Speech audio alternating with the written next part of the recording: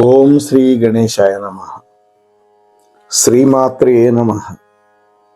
శివాయ గురవే నమః. శ్రీకృష్ణ పరబ్రహ్మణే నమః. శ్రీరామాయ నమః. శ్రీ గురుభ్యో నమః. సచ్చిదానంద రూపాయ విశ్వోత్పత్యాదిహేతవే తాపత్రయ వినాశాయ శ్రీకృష్ణాయ వయం నమః. ప్రియం గుళికాశ్యామం రూపేణ ప్రతిమం బుధం సౌమ్యం సౌమ్య గుణోపేతం తం బుధం ప్రణమామ్యహం. ప్రియ భగవద్బంధువులారా, గత 8 రోజులుగా మనం నవగ్రహ పురాణంలో ఉన్నటువంటి బుధగ్రహ చరిత్రని చెప్పుకుంటూ ఉన్నాం.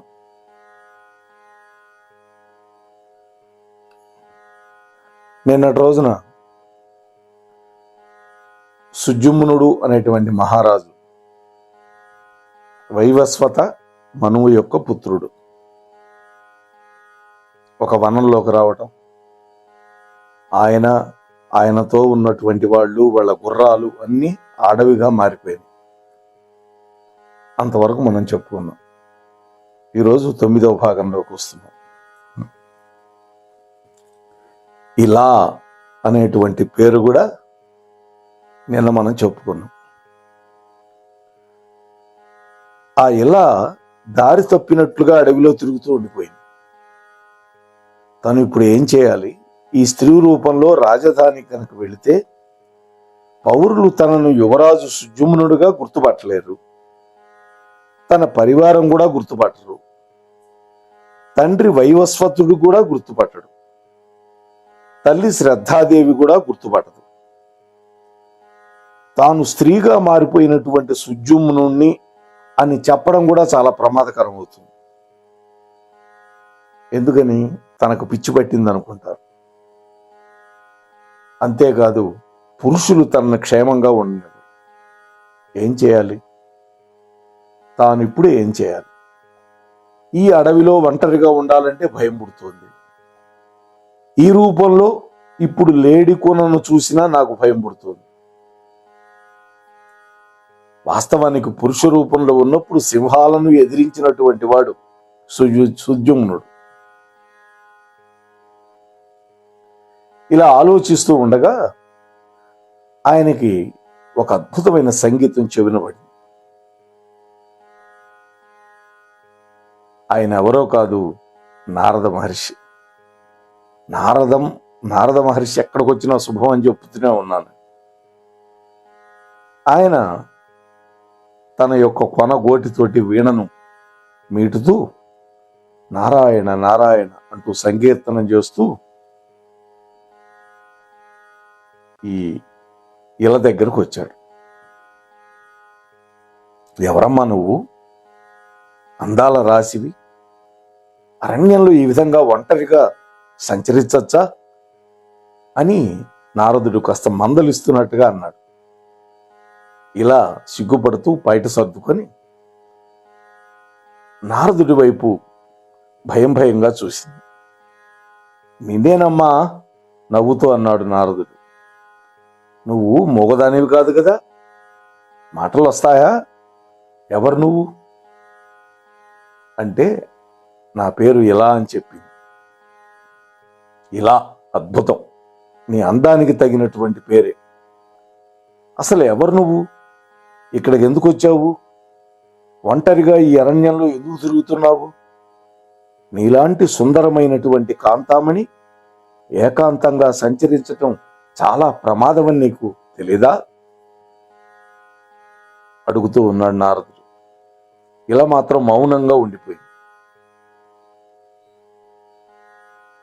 గతంలో నారద మహర్షి తమ యొక్క రాజ్యానికి వచ్చినప్పుడు పురుష రూపంలో ఉన్నటువంటి తనను చాలాసార్లు చూశాడు. అయితే స్త్రీ రూపంలో ఉండబట్టి పోల్చుకోలేకపోతున్నాడు అనుకున్నాడు. అటువంటి దేవమునియే పోల్చుకోలేకపోతే ఇతరులు తనను ఏ విధంగా పోల్చుకోగలుగుతారు? తనకు దాపురించినటువంటి కష్టాన్ని గనక వివరిస్తే నారద మహర్షి ఏదైనా ఉపాయం చెప్తాడేమో అంటూ ఆలోచించుకొని, మహర్షి, నా పేరు ఇలా కాదు, కానప్పుడు మరి ఇలా అని ఎందుకు చెప్పావు? సరే, నీ పేరేదో ఇప్పుడు చెప్పు. నేను స్త్రీని కాదు మహర్షి. నారదుడు యగాదిగా చూశాడు. స్త్రీవి కావా? ఈ నారదుడు ఎంత బ్రహ్మచారి అయినా పురుషులకి స్త్రీలకి తేడా తెలుసులే అన్నాడు ఆయన నవ్వుతూ. నారద మహర్షి, మీకు వైవస్వత మహారాజు గారి యొక్క పుత్రుడు సుజుమ్నుడు గుర్తున్నాడా? చక్కగా గుర్తున్నాడు. అతగాడేమైనా నిన్ను పంపించి నిన్ను వలపించి వంచాడా ఏమిటి అన్నాడు నారదుడు. లేదు మహర్షి, మీరు మరిచిపోయారు. నేను స్త్రీని కాదని చెప్పా కదా. నేను స్త్రీగా మారిపోయి కొన్ని ఘడియలు మాత్రమే అయింది. నా పేరు సుజుమ్నుడు. సుజుమ్నుడా? కొంచెం ఆశ్చర్యపోయినట్టుగా నటించాడు నారదుడు. అవును, స్త్రీ రూపం రాగానే నా పేరు ఇలా అనిపించింది, ఎందుకో నాకు తెలియదు.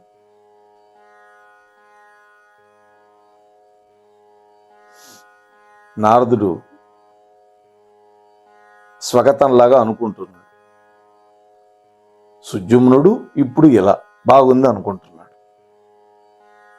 మహర్షి, అసలు నాకు ఈ గతి ఎందుకు పట్టిందో కాస్త చెప్పండి.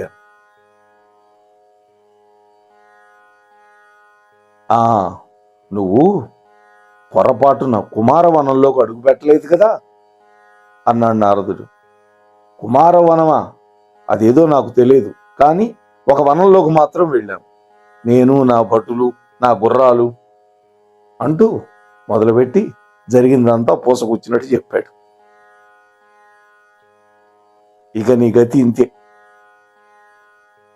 ఈ ఇల మీద నువ్వు ఇలాగానే జీవించాల్సిందే.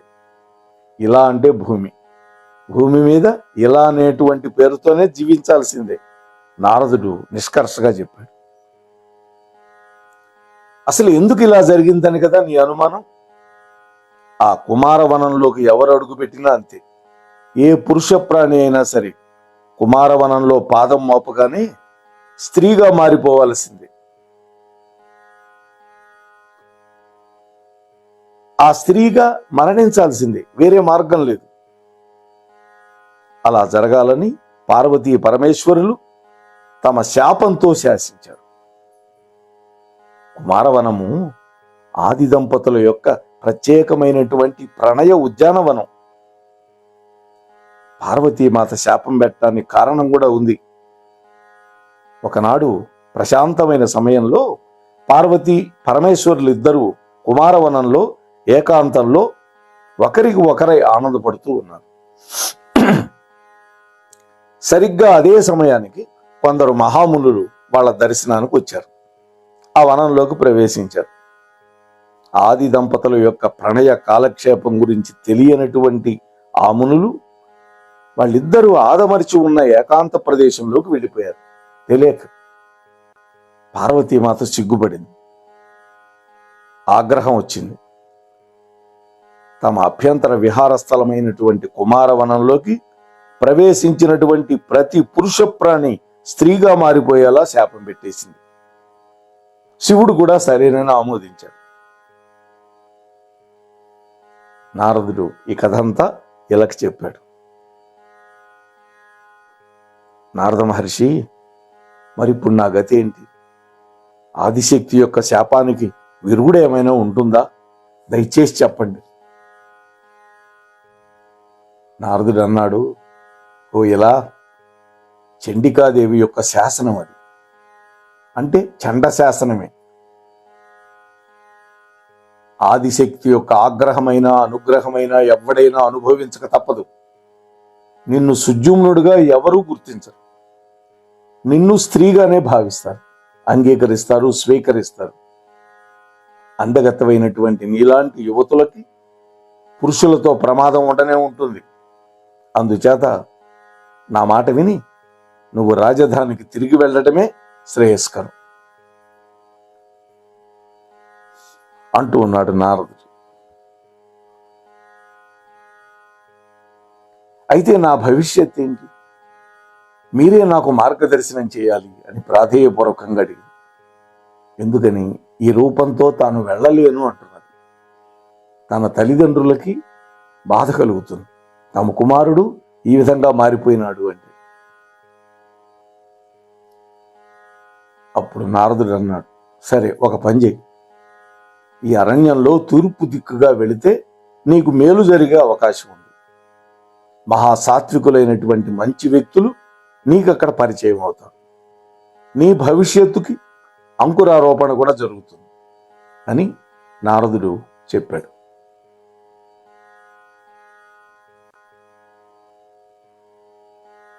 ఈ విధంగా నారద మహర్షి సూచించినటువంటి దిశగా అడుగులు వేస్తూ వెళుతుంది.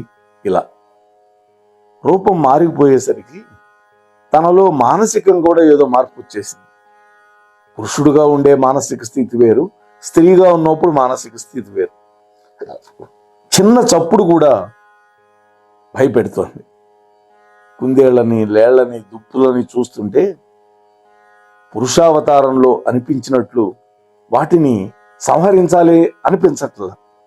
ఇంతకుముందు సుజుమ్నుడుగా ఉన్నప్పుడు వాటన్నిటినీ బాణాలేసి కొట్టి చంపేవాడు. ఇప్పుడు వాటిని చేరదీసి ముద్దు చేయాలని ముచ్చట పడుతుంది.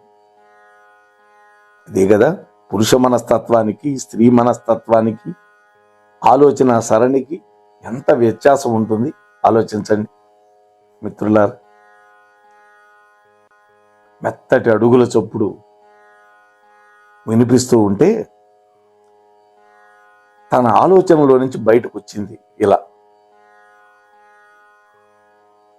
ఎదురుగా ఒక యువకుడు తనలాగే నిలబడి తనలాగే ఆశ్చర్యపోతూ చూస్తూ ఉన్నాడు. అందమైనటువంటి యువకుడు. ఇందాక లేడీని చూడంగానే భయంతో స్పందించినటువంటి ఆమె గుండె ఇంకా ఎంతో వేగంగా స్పందిస్తుంది. అయితే భయంతో కాదు, ఉద్వేగంతో. అయితే తన ముందు నిలబడ్డటువంటి ఆ యువకుడు పురుష సౌందర్యానికి నిర్వచనంలాగా ఉన్నాడా అనిపిస్తున్నాడు. పోతపోసిన అందంలాగా ఉన్నాడు. తలతలలాడుతూ ఉన్నటువంటి శరీర సౌష్ఠవం, గుండ్రటి ముఖం, చూపుల్ని బలంగా లాగి బంధించవేసేటటువంటి అందమైనటువంటి పెద్ద పెద్ద నేత్రాలు, దర్హాసానికి ప్రాణం పోస్తున్నటువంటి చక్కటి పెదవులు, విశాలమైనటువంటి వక్షస్థలం, కళ్ళు చెదిరే శరీర వర్ణం, ఆ దేహకాంతిని హెచ్చించేటటువంటి వస్త్రధారణ. శరీరం ఎంత అందంగా ఉన్నా దాన్ని కట్టేటటువంటి వస్త్రం వల్ల ఇంకా అందం ఇనుమడిస్తుంది. గాలికి ఎగురుతూ ఉన్నటువంటి పల్చటి అంగవస్త్రం. ఇలా రెప్పవాల్చకుండా చూస్తోంది. మరుక్షణం ఆమె సిగ్గుతో కుంచుకుపోయింది. ఎడమ చెయ్యి తటాలున ఆమె యొక్క పవిటను సర్దుకుంటూ ఉంది. అంటే పరపురుషులను చూసినప్పుడు పవిట సర్దుకోవటం అనేది ఒక పద్ధతి ఆడవాళ్ళకి.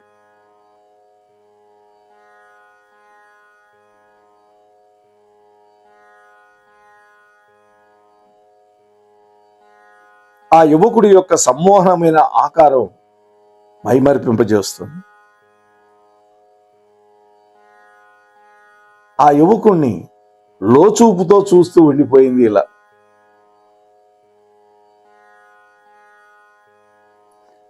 ఆ యువకుడు కూడా అత్యంత అందంగా ఉన్నటువంటి ఆ యువతిని చూస్తూ ఉండిపోయాడు.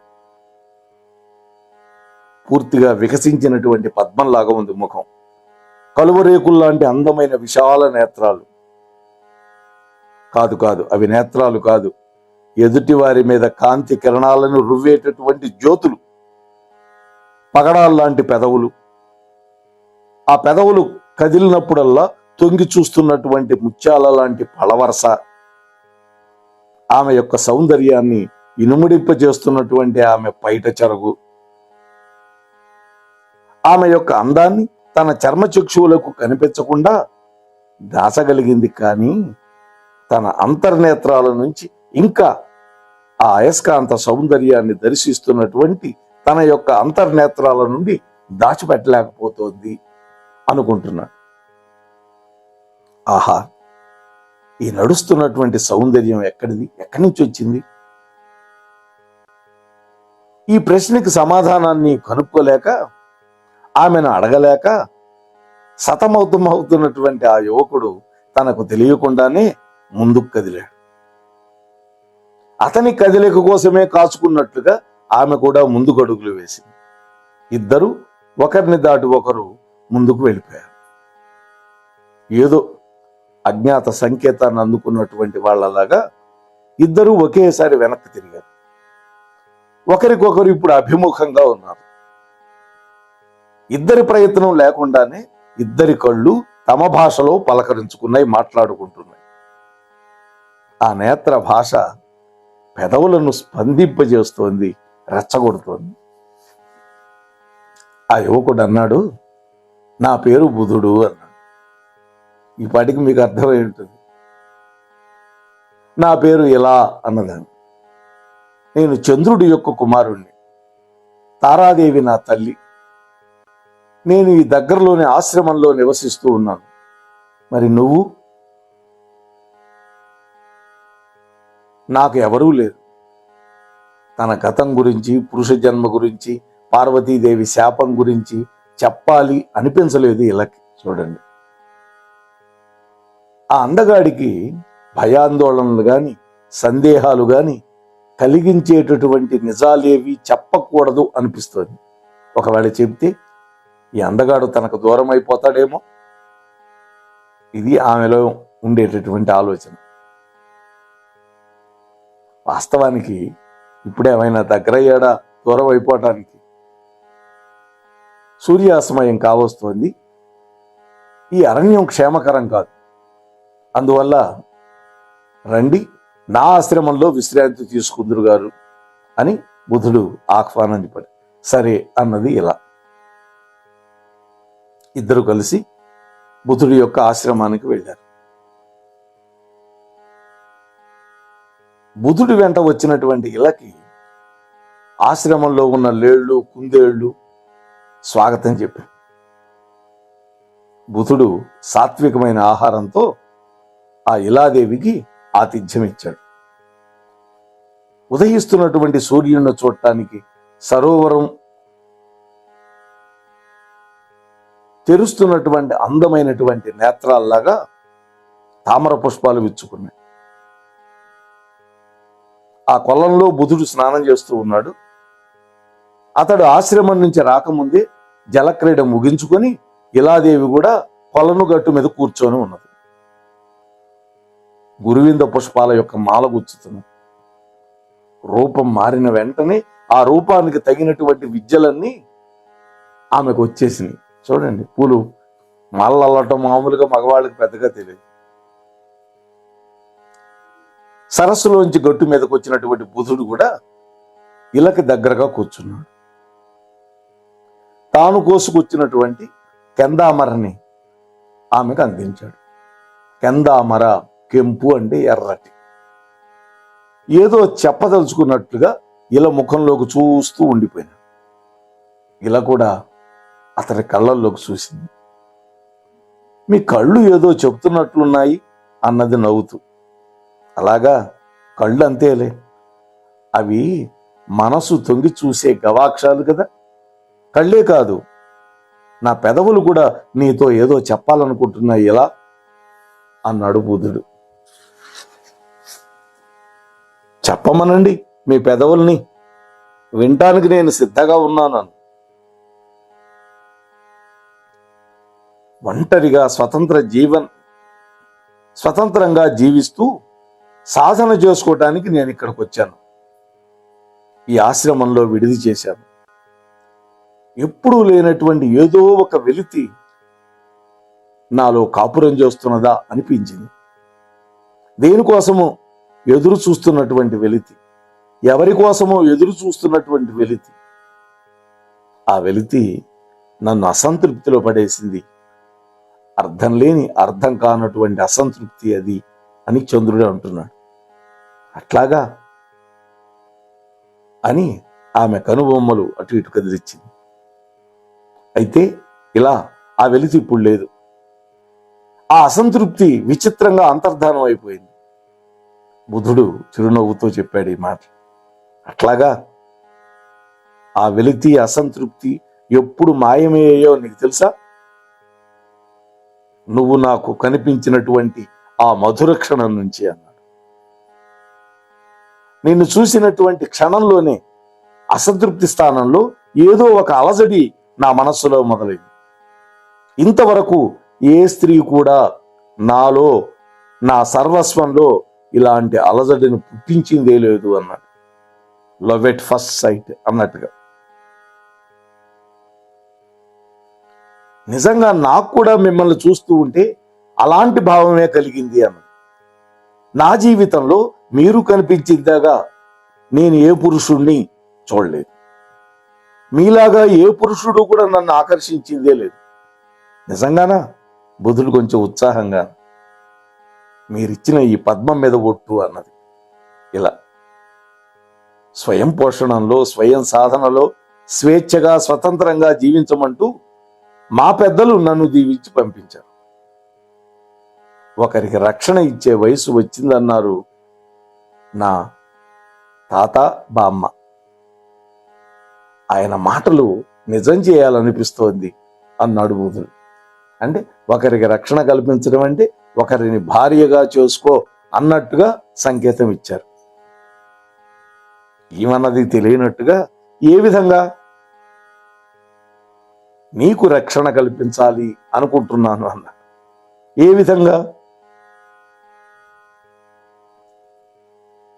నిన్ను భార్యగా స్వీకరించడం ద్వారా అన్న. ఆమె కళ్ళు నవ్వుతూ ఉన్నాయి, ఆమె పెదవులు నవ్వుతున్నాయి. బుధుడు లోపలే ఆనందపడుతూ ఉన్నాడు. ఈ విధంగా అంటూ ఆమె మెడ చుట్టూ తన యొక్క చేతులు వేసి ఆమెను దగ్గరకు లాక్కున్నాడు. దగ్గర అవుతున్నటువంటి బుధుడి యొక్క అందమైన ముఖాన్ని చూస్తూ ఇలాదేవి పారవస్యంతో, సిగ్గుతో రెండు కళ్ళు మూసుకుంది. కొలనులో ఉన్న తామర పూలన్నీ వాళ్ళ ఐక్యతను ఆమోదిస్తున్నాయా అన్నట్లుగా తమ యొక్క శిరస్సులను ఊపుతూ ఉన్నాయి.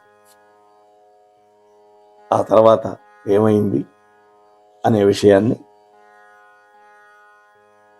రేపటి రోజు మీతో ముచ్చటించే ప్రయత్నం చేస్తాను. అంతవరకు ఈ ఛానల్లో వచ్చేవన్నీ వింటూ ఉండండి, వినిపిస్తూ ఉండండి అని మిమ్మల్ని సవినీయంగా మనవి చేసుకుంటూ ముగిస్తున్నాను. స్వస్తి సర్వేషాం.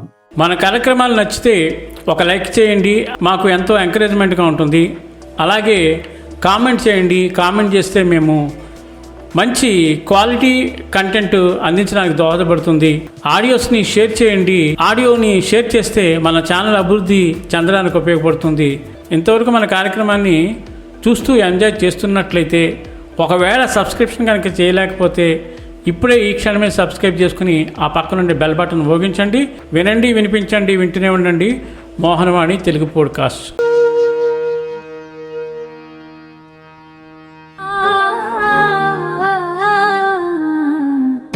మోహనవాణి.